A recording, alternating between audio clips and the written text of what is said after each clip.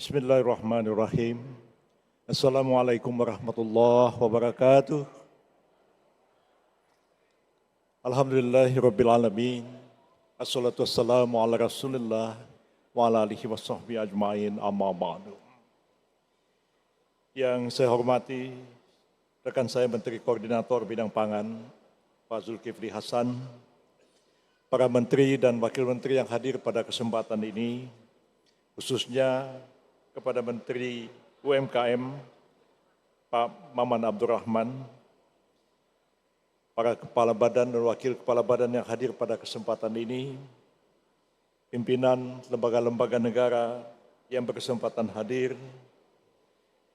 yang saya hormati juga Ketua Umum HIPMI, Akbar Himawan, dan yang saya sangat hormati juga adalah para sesepuh yang hadir pada kesempatan hari ini, yaitu Bapak Abu Rizal Bakri, Bapak Abdul Latif, Bapak Agung Laksono, Bapak Cicip Sutarjo, Pak Maher Al-Gadri, sesepuh-sesepuh kita semua dalam dunia usaha, dan Ketua Adin, Ketua Kadin, Anidia Bakri, serta seluruh hadirin hadirat yang saya muliakan.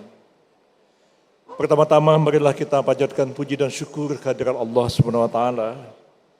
Pada sore hari yang berbahagia ini kita berkumpul bersama-sama di gedung UMKM ini dalam rangka merayakan Hari Kewirausahaan Nasional yang jatuh pada tanggal 10 Juni setiap tahunnya.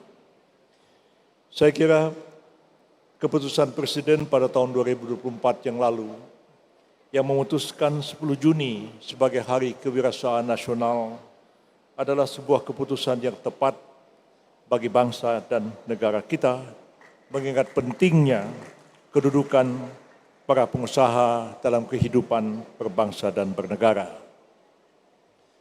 Dalam sejarah umat manusia adalah biasa muncul para pengusaha dan para pedagang meskipun tanpa negara.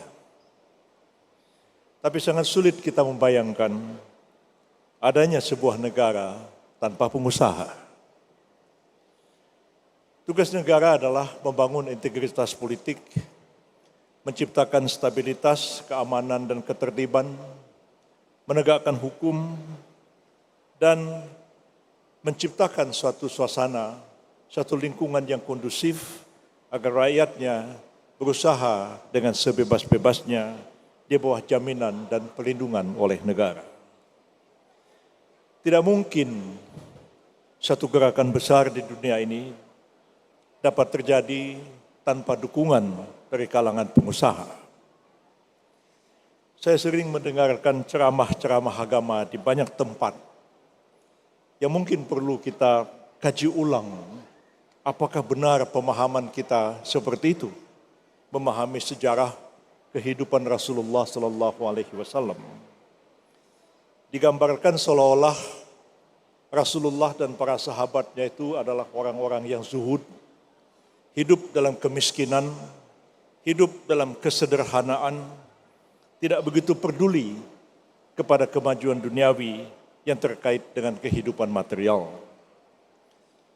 Tapi kalau kita kaji ulang sejarah, mustahil gerakan besar seperti itu terjadi tanpa dukungan kekuatan ekonomi yang besar pula. Bahkan kalau kita lihat dalam sejarah, hampir seluruh sahabat itu menyumbang untuk perjuangan Rasulullah SAW. Yang sedikit penyumbang di antara yang kaya-kaya dan super kaya di zaman itu seperti Utsman bin Affan, Abu Bakar As-Siddiq dan lain-lain adalah Abdurrahman bin Auf yang memberikan sumbangan kepada Rasulullah dalam bentuk kebun kurma, kemudian kuda, unta, dan lain-lain. Tapi ketika dihitung dengan uang sekarang, yang disumbang oleh Abdurrahman bin Auf itu adalah 5,6 triliun rupiah kepada Rasulullah SAW. Tidak betul Rasulullah itu berjuang dengan modal dengkul. Mana mungkin Rasulullah itu bisa mengancam kerajaan Persia, ya, bisa menggertak kerajaan Romawi, kalau mereka tidak mempunyai kekuatan militer yang besar. terlatih, dan dukungan finansial yang besar pula. Mustahil semua itu bisa terjadi. Akan keliru besar kalau kita menganggap kehidupan agama itu menyuruh orang miskin, zuhud dan sederhana. Padahal kita harus berkompetisi.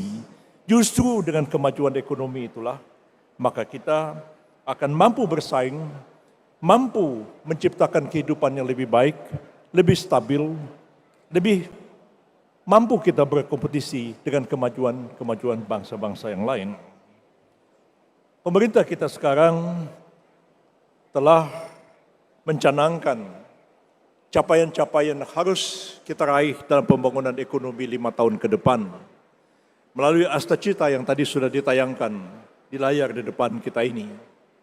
Kita mempunyai ambisi yang besar, mengejar pertumbuhan ekonomi 8% setiap tahun, dengan harapan pada tahun 2045, 100 tahun setelah kemerdekaan, kita telah menjadi sebuah bangsa yang maju, mampu melepaskan apa yang disebut dengan middle income trap, negara dengan income menengah ke atas sekarang ini.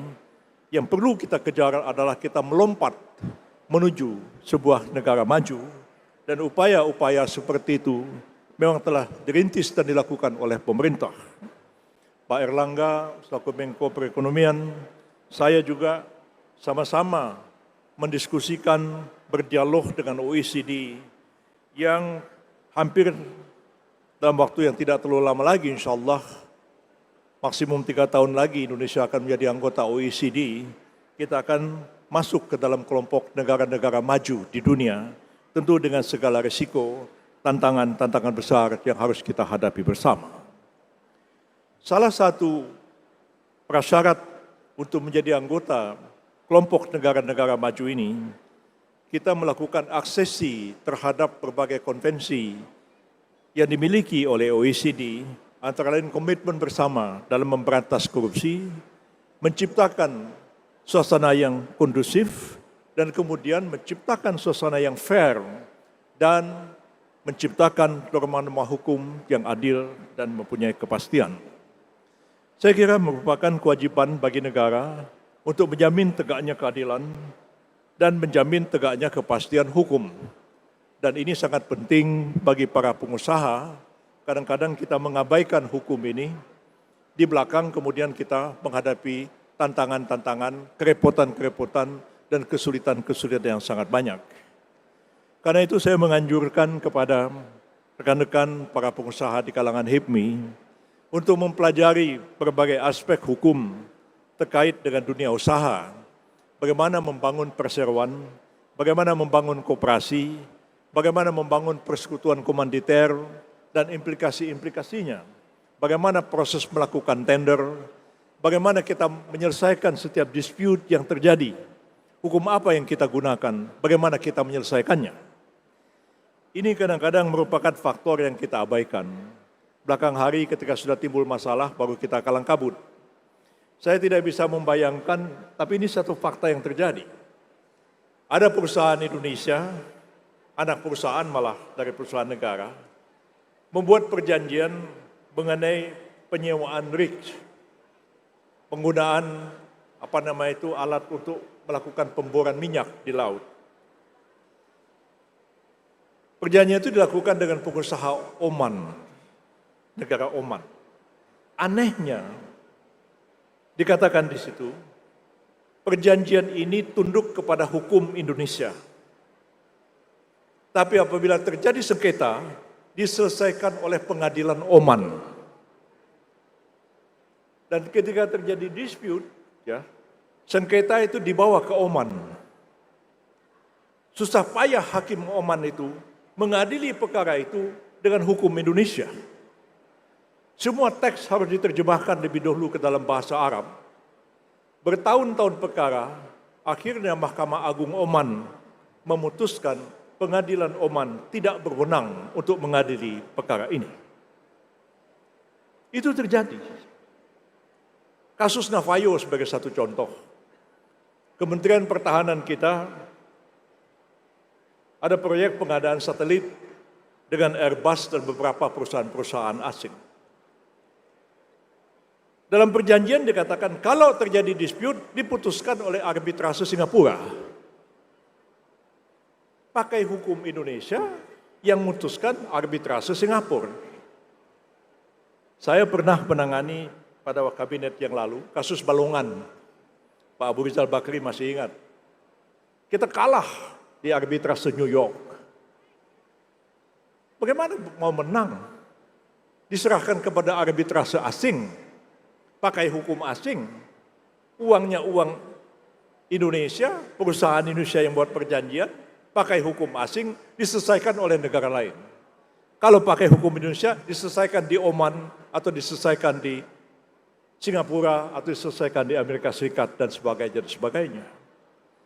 Ini semua harus menjadi perhatian bagi kita bersama, adanya kehati-hatian yang harus kita miliki, di samping tentu pemerintah juga harus menjamin adanya keadilan dan kepastian hukum dalam berusaha. Di bawah koordinasi saya sebagai satu contoh, orang bisa bikin PT, datang ke notaris sederhana, bikin PT, disahkan oleh Dirjen AHU, didaftarkan resmi. Besok tiba-tiba ada roof gak jelas siapa, datang ke notaris, tiba-tiba Dirjen AHU dengan sistem elektronis disahkan begitu aja, kita bisa kehilangan perusahaan. Alangkah banyaknya itu terjadi sekarang karena ketidakpastian hukum, ketidakpastian berusaha. Begitu juga misalnya sertifikat tanah. Kita sudah memiliki sertifikat, sudah 15 tahun nggak ada yang ganggu-ganggu, tiba-tiba ada orang lain datang, sertifikat kita sudah dibatalkan. Dan sudah diganti, pemiliknya jadi pemiliknya orang lain. BPN punya kewenangan membatalkan sertifikat karena ada cacat administrasi ketika sertifikat itu dikeluarkan. Nah, rakyat bilang, mana kami tahu? Yang tahu kan Anda. Waktu kami ngurus sertifikat, kami sudah tanya, ada yang kurang nggak? Anda bilang sudah cukup semua. Loh, Anda keluarkan sertifikat. Sudah 15 tahun, tiba-tiba sertifikat kita dibatalkan, orang lain sudah punya sertifikat atas tanah itu. Bukan hanya sertifikat rumah, masjid, ya, yang asalnya adalah tanah wakaf dari kakeknya, anaknya, cucunya pengelola masjid. Tiba-tiba sudah datang, ada pengusaha mengatakan, ini masjid punya saya, ini sertifikatnya. Bayangkan, masjid aja bisa dikuasai dengan cara-cara seperti ini. Karena itu kepastian hukum sangat penting, dan saya kira tugas negara menjamin dan menciptakan kepastian hukum yang adil seperti itu. Tanpa kepastian hukum yang adil, sulit bagi kita untuk mengejar pertumbuhan ekonomi 8% yang kita harapkan bersama itu. Kita jangan mengulang lagi kesalahan yang terjadi pada masa Orde Baru dahulu. Pembangunan hukum kita itu selalu dikesampingkan.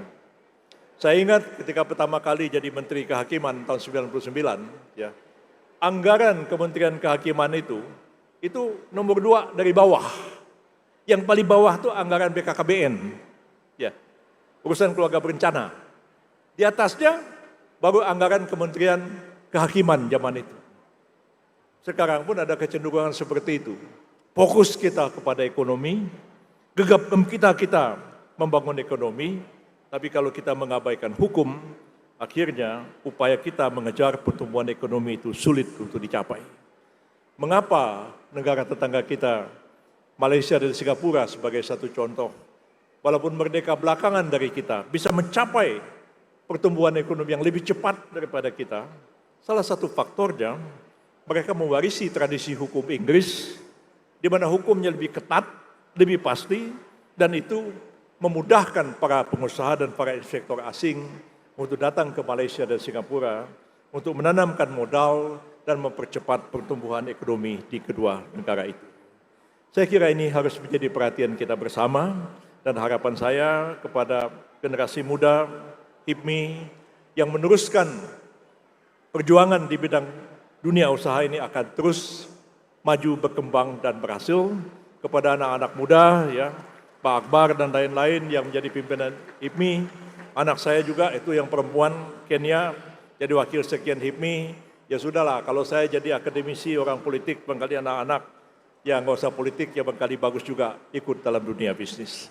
Mudah-mudahan generasi muda akan meneruskan upaya perjuangan kita membangun bangsa dan negara yang lebih baik di masa depan. Terima kasih. Wassalamualaikum warahmatullahi wabarakatuh. Terima kasih sekali lagi pada Bapak Menko, Bapak Yusril Iza Mahendra.